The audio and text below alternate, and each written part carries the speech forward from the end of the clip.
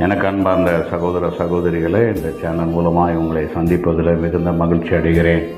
இந்த நாளிலே கர்த்தருடைய ஆவியானவர் கொடுக்குற ஒரு வார்த்தை, இயேசு கிறிஸ்துடைய ஊழிய பாதைகளிலே மார்த்தாலும் மரியாளும் இருவருமாக ஆண்டவருக்கு மிகவும் அன்புள்ளவர்களாக இருந்தார்கள்.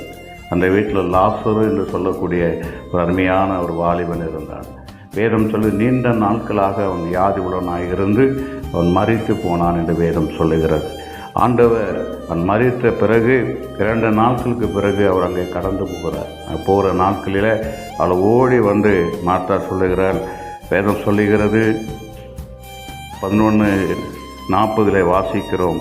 இயேசு அவளை நோக்கி, நீ விசுவாசித்தால் தேவனுடைய மகிமையை காண்பாய் என்று நான் உனக்கு சொல்லுகிறேன் என்றார். ஆண்டவர் அந்த வீட்டை பார்த்து சொல்லுகிறார், நீ விசுவாசித்தால் தேவனுடைய மகிமையை காண்பாய். எனக்கு அன்பானவர்களே, விசுவாசம் என்பது ஒரு பெரிய காரியம். ஆண்டவர் கற்றுக் கொடுத்தார்.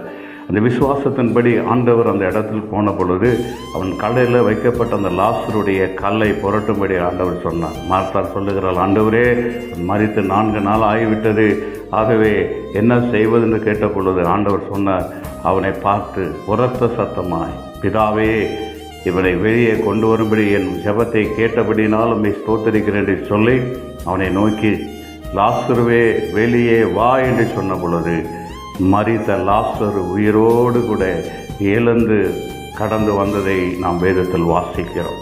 நீங்கள் கூட சோர்ந்து போயிருக்கலாம், சில துக்கத்தினால் அமர்ந்து போயிருக்கலாம், சில மரணத்து நிமித்தமாக சில நேரங்களில் நீங்கள் கண்ணீர் வடிக்கலாம். இயேசு இந்த நாளில் உங்களை பார்த்து சொல்லுகிறார், நீ விசுவாசித்தால் தேவனுடைய மகிமையை காண்பாய். நீங்கள் விசுவாசியுங்கள், கர்த்தர் உங்களோடு கூட இருந்த பெரிய காரியங்களை செய்வார். ஆகவே விசுவாசிக்கிற ஒரு மனுஷனுடைய வாழ்க்கையில் அற்புதங்களை கொண்டு உங்கள் வாழ்க்கையிலும் இப்பொழுது அற்புதத்துக்காக செபிக்கிற நல்ல தகப்பனே, லாசருவை உயிரோடு கூட எழுப்பினதைப் போல மரித்து போன சரீரத்தின் மேல் ஆண்டவரே உம்முடைய வார்த்தையின்படி உயிரெழும்பினது போல இப்பொழுது துக்கத்தோடு வேதனையோடு கூட இருக்கிற யாராக இருந்தாலும் கர்த்தாவே அவருடைய விசுவாசத்தை கனப்படுத்தும். வியாதியோடு படுத்திருக்கிற யாராக இருந்தாலும் இயேசுவின் நாமத்தில் சுகமுண்டாவதாக. மரணத்துக்கு ஏதுவான வியாதி ஒன்றும் அவளை சந்திக்காதபடி இயேசுவின் நாமத்தில் உயிர்ப்பிக்கிறோம். ஜெபத்தை கேட்டபடினால் உமக்கு ஸ்தோத்திரம். இயேசுவின் நாமத்தில் பிதா.